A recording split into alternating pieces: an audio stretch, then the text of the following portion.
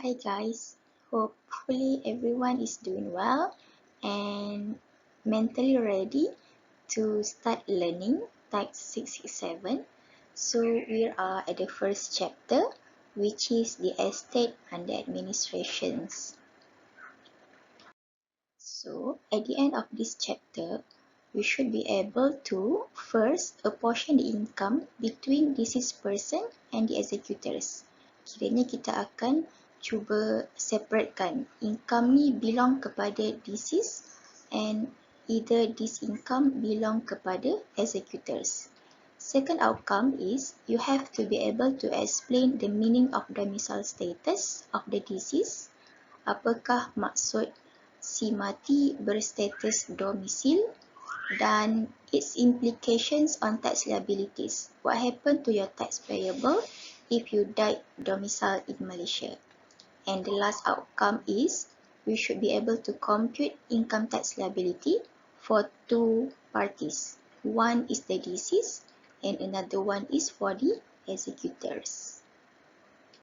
As for the introductions, an individual cannot escape from paying income tax even when he or she has passed away.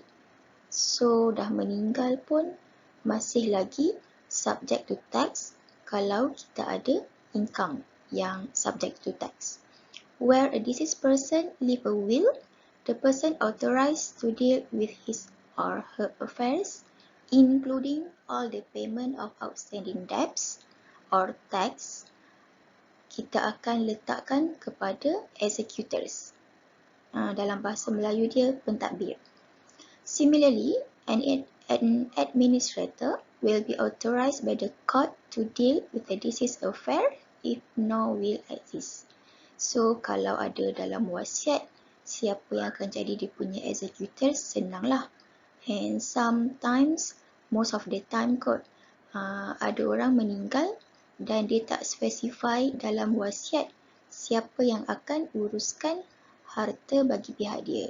So in this case, court ataupun mahkamah akan tentukan siapakah dia punya pentadbir. The wealth that a person beneficially own at the time of his or her death is known as estate. So inilah yang kita refer as estate tu. Dia adalah harta peninggalan si mati.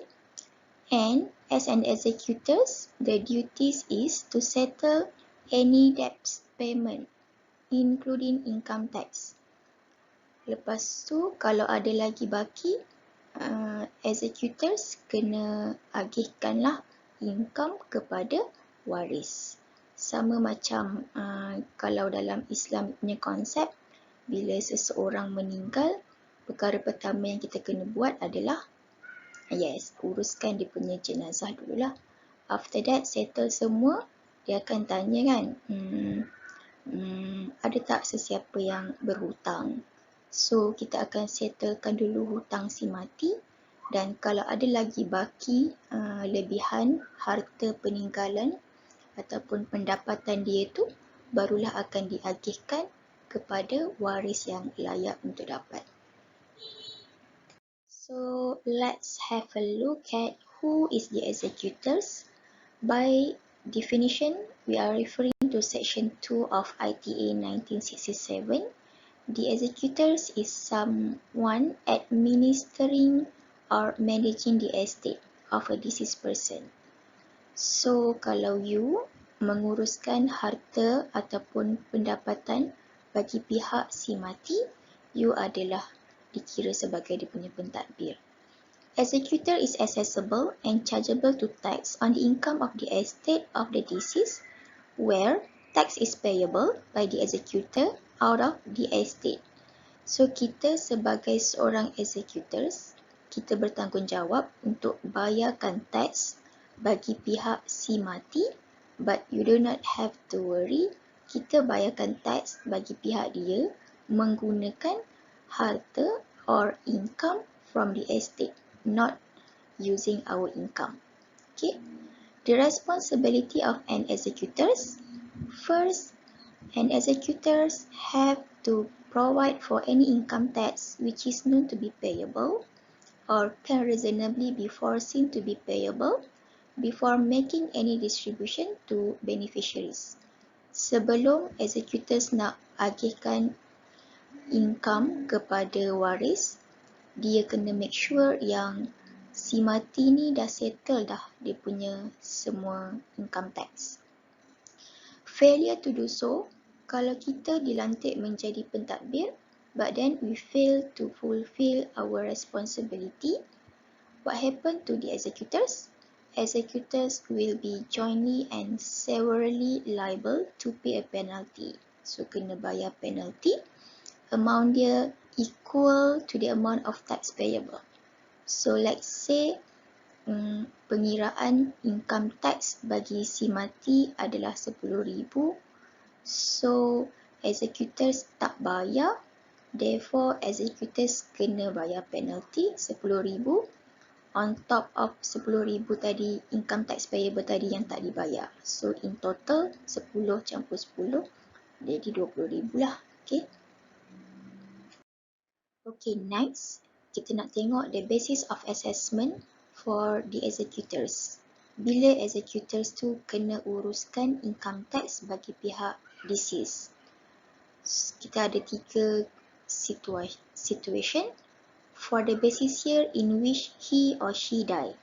Orang tu meninggal tahun ni, let's say 2020, and then kita menjadi dia punya executors. So, kita kena uruskan income tax for the year of assessment 2020, tahun kematian. Or maybe for the next succeeding basis year. Dia meninggal this year, but income tu masih lagi ada sampai tahun-tahun depan. So, executors still nak kena provide for income tax untuk tahun-tahun seterusnya. And sometimes ada juga keadaan yang executors kena bayarkan tax for the previous years. Sebab ada orang tu dia meninggal dan dilantik executors. So, bila executors buka balik file tax dia, oh sebenarnya before this si mati ni tak pernah bayar tax. Therefore, executors are responsible untuk provide the tax for the previous years. Okay. So, you might be thinking or wondering kan, macam susah je menjadi seorang executors. Sebenarnya taklah susah sangat. Kalau kita tengok, the period of administration, bila tugas seorang executors tu bermula dan bila you akan berhenti menjadi seorang pentadbir, the administration period of the executors commencing on the date of death bermula daripada hari kematian to the date of last distribution of asset to the beneficiaries. So, hari tu orang tu meninggal, date of death, bermulalah tugas seorang executors. Dia kena uruskan income bagi pihak si mati tu. Kalau ada hutang, termasuklah debt. Debt is termasuklah tax, tax dikira sebagai debt juga, hutang kepada negara. So, settlekan semua hutang, bayar semua apa-apa lagi yang masih outstanding. Lepas tu, kalau dah habis semua bayar hutang, agihkan income yang masih lagi berbaki kepada waris, settle. So, that's it. You punya task sebagai executors dah kira settle. Tapi dia takkan jadi sesenang itulah kan, sebab in real life the process of orang tu meninggal, so you nak start settlekan dia punya income tax dulu, nak cari balik siapa lagi yang dia ni si mati ni pernah berhutang, and proses nak agihkan income kepada waris itself bukan benda yang senang lah. So it takes time, lagi lama proses tu nak settle, lagi banyaklah masa period of administration bagi seorang executors. So, kalau boleh, kita nak settlekan cepat-cepat because we know the failure to fulfill the responsibility of an executors nak kena bayar pula penalty sebanyak nilai income tax yang tidak dibayar. So, kalau boleh kita nak cepat-cepat lah kan, settle everything, boleh hidup dengan tenang. Arwah pun yang dah meninggal tu pun dia boleh bersemadi dengan tenang.